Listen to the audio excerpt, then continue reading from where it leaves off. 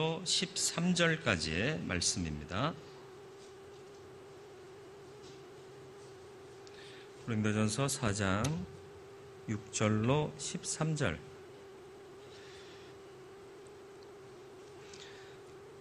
말씀 봉독해 드리겠습니다. 형제들아, 내가 너희를 위하여 이 일에 나와 아볼로를 들어서 본을 보였으니 이는 너희로 하여금 기록된 말씀 밖으로 넘어가지 말라 한 것을 우리에게서 배워 서로 대적하여 교만한 마음을 가지지 말게 하려 함이라.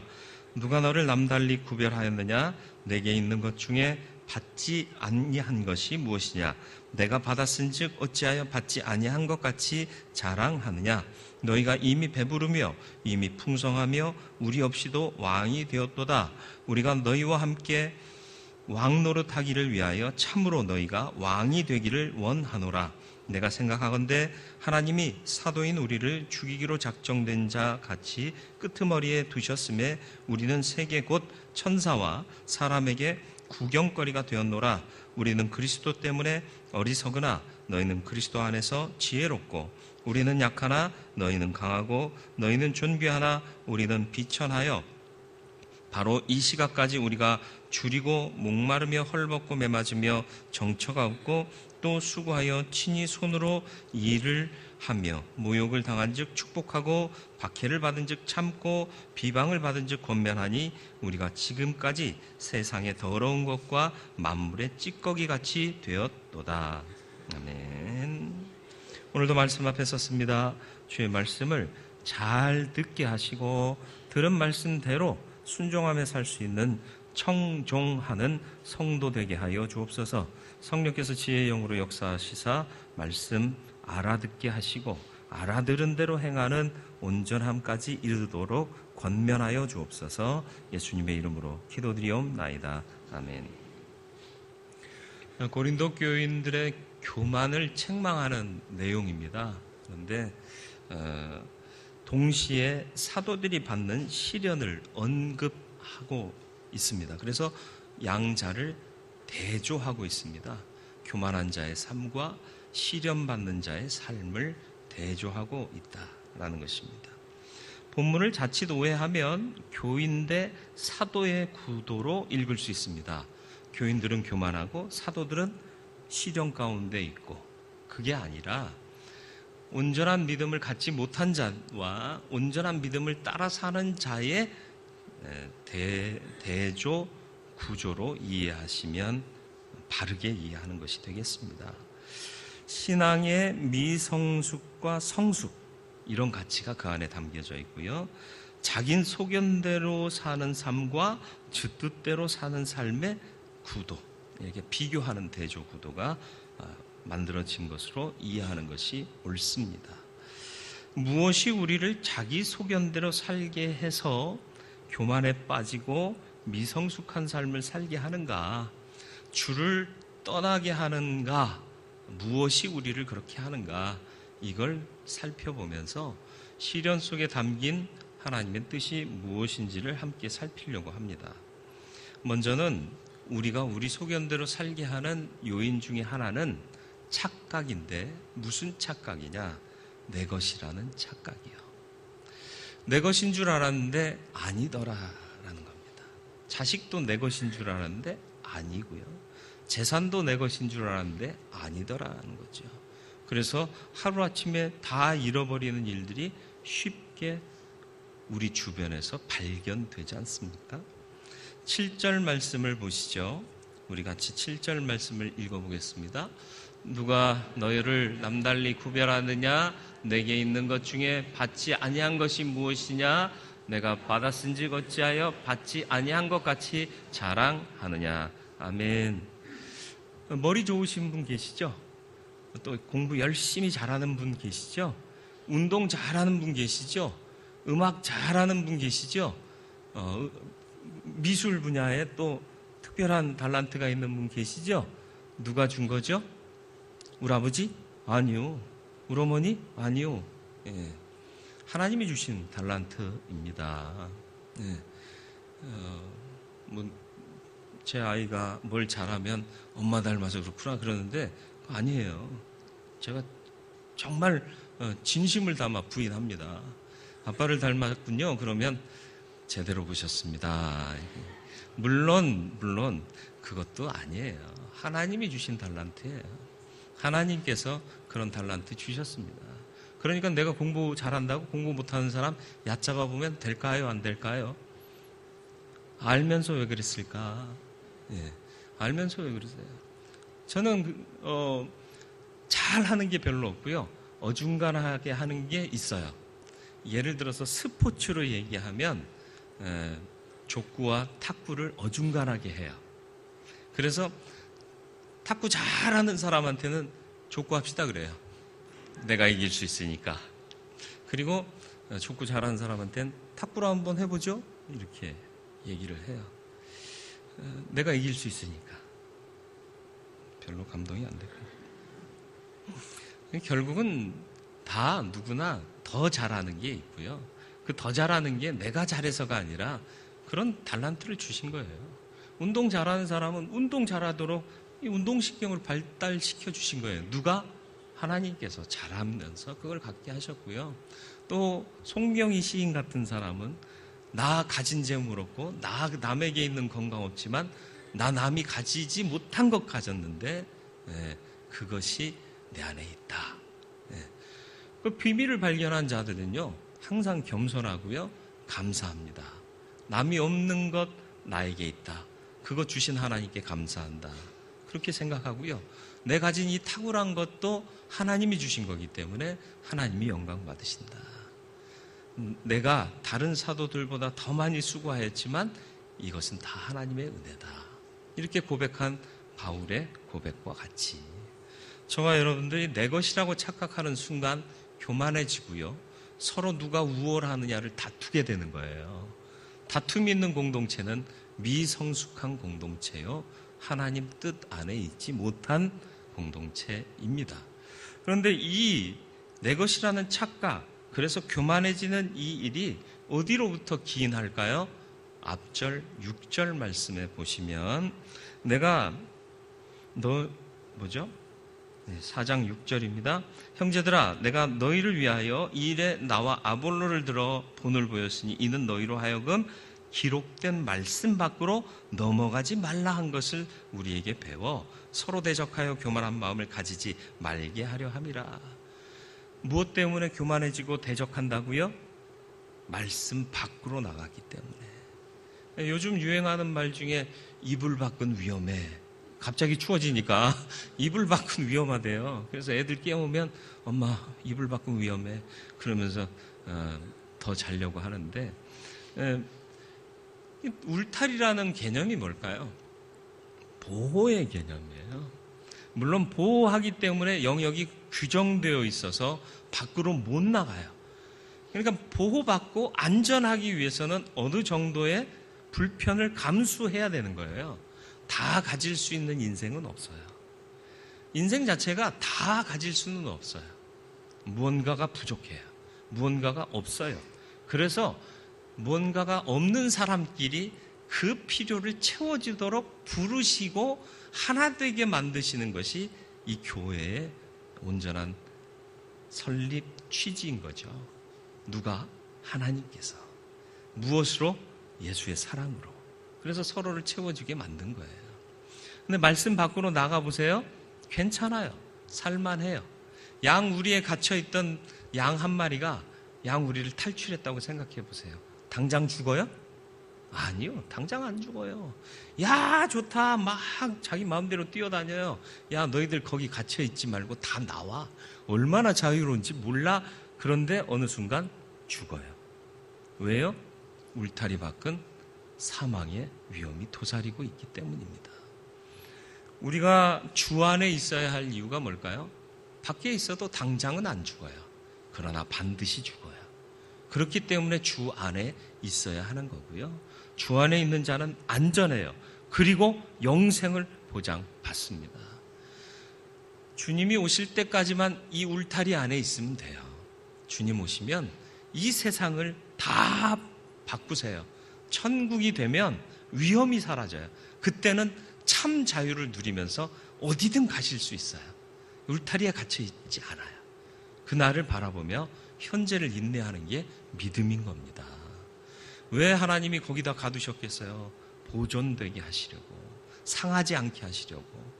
그 하나님의 뜻을 아시기를 축원합니다. 말씀 밖으로 가시면 안 돼요. 말씀이 뭐예요? 인생의 안내서입니다. 핸드폰을 사도요, 안내 책자가 다 들어있어요. 근데 요즘은 안 들어있대? 아세요? 어디 있어요? 핸드폰 안에 있어요. 네. 아시는 분은 아시네요. 네. 설명서 보지 못하면요, 그 기능을 다 활용 못해요. 그 기능을 다 활용 못하고 쓰면 아깝잖아요. 비싼 돈 주고 했는데 결국 사진이나 찍고 전화나 하고 문자, 카톡 이 정도만 하면 너무 아쉽잖아요. 무궁무진한 세계가 있는데. 예전에 제가 이제 음악을 좋아해서요, 제가 귀가 생각보다는 괜찮습니다. 좀 고급져요. 그래서 고급스러운 음악을 들으면 아, 이거 좋다. 옛날엔 그래서 그 유명한 비싼 앰프 종류도 다 알았고요. 또 앰프 중에서도요, 진공광 박아서 나는 소리 최고예요. 언제 한번 여러분 시간 내시면 제가 진공광 앰프 있는 카페를 한번 모시고 가게요. 거기서 음악을 들으면 그냥 막 녹아져요.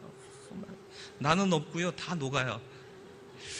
근데 이제 저도 이제 그래서 뭐 아주 고가의 그 오디오는 장만하지 못했는데 빚을 지고, 어차피 그리스도인은 빚진 자잖아요. 그러니까 거기에 조금 더 빚을 져서 제가 음악 오디오 시스템을 갖췄는데 결국은 아버지께서 갚아주시더라고요. 하나님 아버지 말고 육신의 아버지가 대신 혼 많이 났고요. 그런데 어쨌든 그 음악을 들으면 힐링이 돼요. 그 중에서도 바로크 시대의 음악, 그리고 또 그 옛날 중세 시대의 음악은 다 찬양이잖아요. 핸델이나 베토벤 다 하나님을 찬양하는 음악 만든 사람들이거든요. 그런 거 들으면 정말 마음이 평안해지고요, 좋아요. 근데 어쨌든 친구가 더 비싼 거 샀대요. 같은 회사 제품인데 좀 더 비싼 거 샀대요. 그래서 와, 그리고 그 친구 집을 달려갔죠. 가서 듣는데 소리가 영 아니요, 이상해요. 제 건 스테레오까지만 되는데 이 친구는 서라운드가 되는 오디오를 산 거예요. 그게 도대체 뭐예요? 스테레오는 뭐고 서라운드 뭐예요? 하여튼 그런 게 있어요. 근데 소리를 듣는데 뭐 만몇천 원짜리 라디오 음악을 듣는 것 같은 모노로 나오는 거예요, 소리가. 근데 그 친구는 비싸다는 이유로 야, 이거 소리 좋지 않냐? 그러길래 개뿔 그랬어요. 개뿔이 있게요, 없게요? 없어요. 없는 것 같고 좋다고 그러면 어떡해요. 그래서 개뿔이에요. 별걸 다 가르쳐주는 남자. 봤더니 뒤에 배선을 지 맘대로 꽂은 거예요. 그러니까 스테레오 서라운드 될 거를 모노로 듣고 앉아있으면서 비싼 거니까 소리 좋지, 비싸다고 소리가 좋은 게 아니라 제대로 꽂아야 소리가 나는 거예요. 그래서 너 설명서 봤냐? 저는 이제 이미 같은 회사 오디오를 갖고 있으니까 이제 잭을 어디다 꽂는지를 알잖아요. 그래서 거기다 꽂았더니 뭐 스테레오의 서라운드까지 막 헬기가 날아가면 앞에서 두두두두두두 하면서 막 날아가는, 이게 서라운드 시스템이잖아요. 별걸 다 얘기하고 있어요. 본질과는 전혀 관계없지만. 무슨 얘기를 하려는지 아시겠어요? 설명서 안 보면요, 아무리 고급진 거 갖다 놔도요, 고급스럽게 못 쓰는 거예요. 하나님께서 우리를 어떻게 창조하셨다고요? 하나님 보시기에 어떻다고요? 보배롭고 존귀해요. 보화 같은 존재예요. 귀한 존재예요.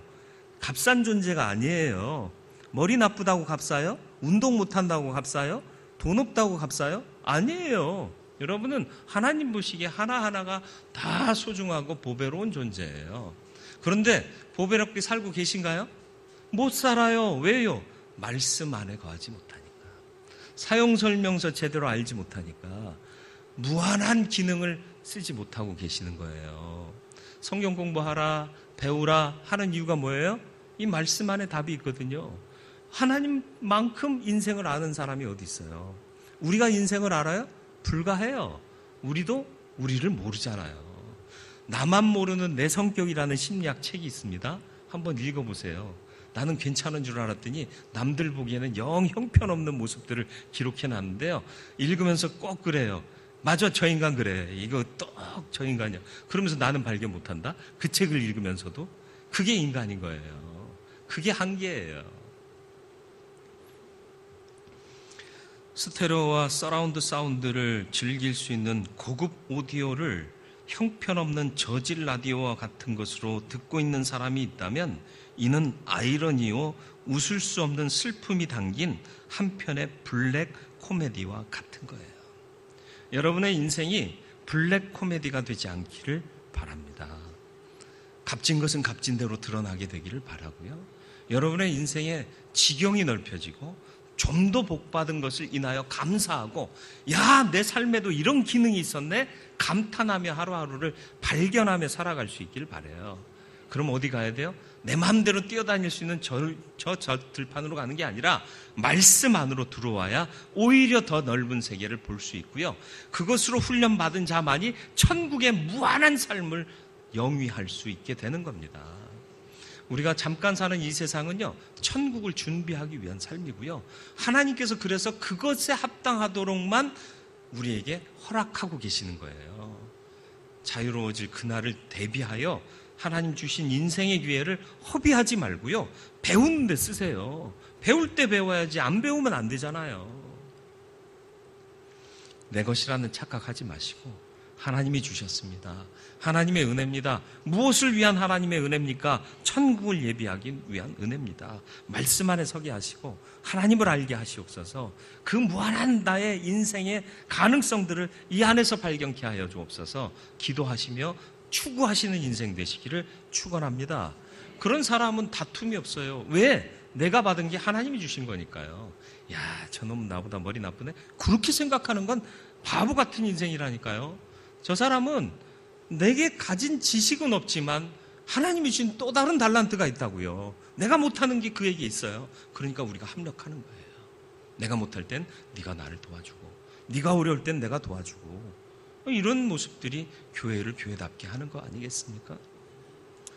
두 번째로는 왕처럼 살도록 유혹받고 있어요. 그러나 우리가 제대로 살아야 돼요. 왕 노릇하면서. 왕처럼 살도록 유혹하는 세상은, 야, 네가 주인이야. 네 인생의 주인공은 너야. 네가 네 마음대로 살아봐. 뭐 하려고 네가 뭐가 아쉬워서 못할 것들이 많어? 마음껏 해봐 라고 얘기하지만 사실은 그 속삭임이 속임수예요. 우리를 허수아비 만들고 자기가 원하는, 그 유혹하는 자가 원하는 망가진 삶을 살게 만들려고 우리를 허수아비 왕으로 세우는 유혹의 소리인 겁니다. 왜 우리가 절제하며 살아요? 왜 우리가 기다리며 있어요? 진짜 왕 노릇하며 살려고요. 다른 요소에 의해서 움직이는 게 아니에요. 욕망에 의해서, 세상의 가치에 의해서 움직이면 내가 왕이 아닌 거잖아요. 내가 왕인 건 내가 결정하고 내가 결정한 대로 살아가는 거고요. 그런데 진정한 왕 노릇은 어떻게 하느냐? 주 안에서 하는 겁니다. 주가 내 안에, 내가 주 안에 있으면 내가 하고자 하는 게 주님 원하시는 일이에요. 주님 원하시는 일이 내가 하고자 하는 일이 되는 거예요. 그것만 딱 맞으면 누가 이래라 저래라 유혹해도 유혹에 넘어가지 않고요. 인생을 선용하고 보람있고 행복하게 살아갈 수 있는 거예요. 거기까지 자라가야 하는 게 우리 인생의 목표인 것입니다. 그래서 로마서 5장 17절에 보면 한 사람의 범죄를 인하여 사망이 그 한 사람으로 말미암아 왕 노릇하였은즉, 범죄가 뭐예요? 하나님 필요 없어. 내가 왕이야. 내 마음대로 하고 살 거야. 그래서 선악과 따먹은 거잖아요. 선악과 먹으면 어떻게 된다고요? 너희의 눈이 밝아져서 하나님과 같이 될 것이다. 그러니까 하나님처럼 되고 싶었던 인간이 그걸 먹은 거 아닙니까? 그게 범죄라는 거예요. 그게 유혹이에요. 그래서 결국 얻은 게 하나님 됐습니까? 역사로도 왜 이 성경이 그것부터 기록하고 있었을까요? 그렇게 해서 얻은 게 없다는 거예요. 오히려 하나님께서 무거운 멍에를 우리에게 주시잖아요. 네 한계를 깨달아라. 땀 흘려 수고해라. 해산의 수고를 받을 것이다. 해산의 고통을 누릴 것이다. 그래서 결국은 우리 한계가 주어진 거 아니에요. 하나님과 함께 할수록 우리는 진정 왕노릇할 수 있는 거예요. 욕망을 벗어버리고 거룩한 뜻에 하나 될 때 우리는 참으로 얽매이는 삶이 아닌 자유한 삶을 살 수 있는 겁니다.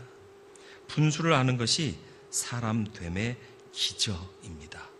이 기본의 가치를 상실한 비인격적이고 예의를 저버린 인간 군상들이 넘쳐나는 세상에는 분쟁과 다툼과 교만의 혼란은 지속될 수밖에 없는 것입니다. 세상은 그러할 수밖에 없으나 주의 몸된 교회는 그것을 극복해야 하는데 무엇으로 극복하겠는가? 에베소서 4장 11절로 14절이요. 그가 어떤 사람은 사도로, 어떤 사람은 선지자로, 어떤 사람은 복음 전하는 자로, 어떤 사람은 목사와 교사로 삼으셨으니 이는 성도를 온전하게 하여 봉사의 일을 하게 하며 그리스도의 몸을 세우려 하심이라. 우리가 다 하나님의 아들을 믿는 것과 아는 일에 하나가 되어 온전한 사람을 이루어 그리스도의 장성한 분량이 충만한 데까지 이르리니. 우리를 각기 다른 사람으로 세우신 이유가 뭐예요? 주 안에서 하나 되어 온전한 그리스도의 몸을 세우려고. 교회를 완전하게 하기 위해서 다양한 사람들을 불러 세우셨다는 얘기예요. 그리고 우리가 하나님의 아들 예수를 믿는 것과 아는 일에 하나가 되어 온전한 사람을 이루어 어디까지? 그리스도의 장성한 분량. 그러니까 제가 말씀드린 것처럼 주님 생각이 내 생각과 똑같아.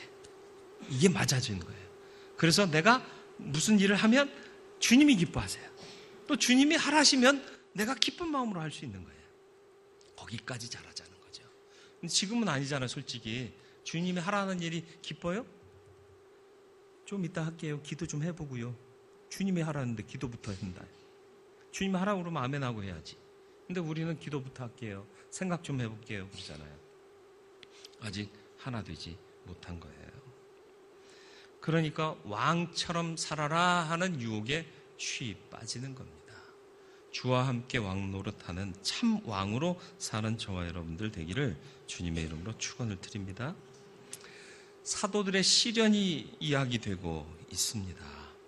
9절로부터 13절은 복음 사역에 투신한 자신의 삶을 반추하며 강하게 도전하는 대조입니다. 왜 그는 부요와 편안함과 안전을 버리고 위험하고 고된 일을, 시련의 길을 걷고 있는가? 그 답은 주님의 부르심에 있습니다. 마가복음 8장 34절 같이 읽어봅니다. 무리와 제자들을 불러 이르시되 누구든지 나를 따라오려거든 자기를 부인하고 자기 십자가를 지고 나를 따를 것이니라. 아멘. 여러분은 어떤 십자가를 지고 계십니까? 그리고 당신은 지금 얼마나 나를 부인하고 있습니까? 내가 하고자 하는 일이 있어도 아니야, 이건 주님이 기뻐하시지 않아. 부인하라는 거야. 부인하라. 내 생각이 다 옳은 것 같죠? 아니야, 옳지 않을 수도 있어. 부인하라는 거예요. 내 십자가를 지라는 건 뭐예요? 고통스럽고 괴로운 일, 피하고 싶은 일, 그러나 해야 할 일이라면 따라야 한다는 거예요. 왜 바보로 살아야 하죠? 언제까지 맞고 살아야 되죠? 그런 생각할 때가 있어요. 그러나 하나님께서 그렇게 두셨습니다. 우리를.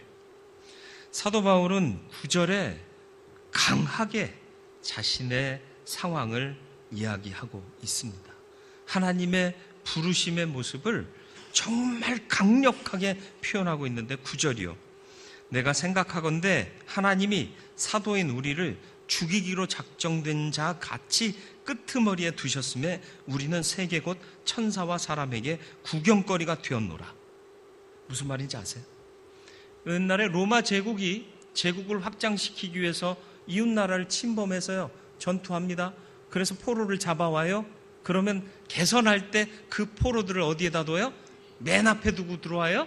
아니요. 개선 장군이 맨 앞에 있고요. 그 다음에 탁 의장대가 서고요. 그 다음에 군사들이 늠름한 모습으로 오고요. 맨 마지막에 철사줄로 두 손 꽁꽁 묶인 채로 뒤돌아보고 또 돌아보고 맨발로 절며절며 끌려오는 포로들이 오는 거예요. 그 포로들을 보면서 로마 시민들은 야유와 함께 조롱하고 때로는 돌팔매도 하고 그러면서 그들을 끌고 갑니다. 그래서 노예로 부리다가 마음에 안 들면 언제라도 죽여버리는 거예요. 근데 하나님이 희한하게 사도인 우리를 그런 사람처럼 만들어 놓으셨다는 거예요. 그러나 그게 끝이냐? 아니죠. 세상에서는 그렇게 환난을 당하지만 하나님 나라에서는 세상이 줄 수 없는 영광으로 되갚아 주실 것이다. 이걸 믿었기 때문에 사도들은 그 모진 핍박과 괴로움 속에서도 하나님만 바라보고 하나님을 믿는 믿음을 바로 갖고 인생을 살아갈 수 있었던 겁니다. 바로 보세요. 바라보세요. 먼저는 바라보세요. 그리고 바라보는 그 믿음의 눈을 바로 하세요. 그래서 바라보고 바로 보는 인생 되시기를 주님의 이름으로 축원을 드립니다. 어디를 바라보시겠어요? 하나님 나라요. 어떻게 바라보시겠어요? 바로 보고 그렇게 사는 인생 되면 하나님이 마지막 날 이 인생을 떠나 하나님 아버지의 나라에 들어가는 날 온갖 칭찬과 영광과 천군 천사의 환호로 우리를 영접하셔서 영생의 나라에서 거칠 것 없이 원하는 대로의 자유의 삶을 만끽하고 누리게 하실 줄 믿습니다. 마음대로 산다고 행복할 것 같으십니까? 허무함밖에 남지 않습니다. 절제하며 사세요.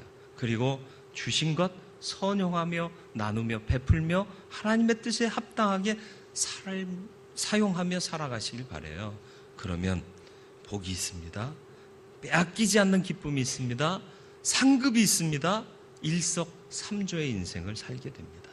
그 인생을 살아갈 수 있는 저와 여러분들 되기를 주님의 이름으로 축원을 드립니다.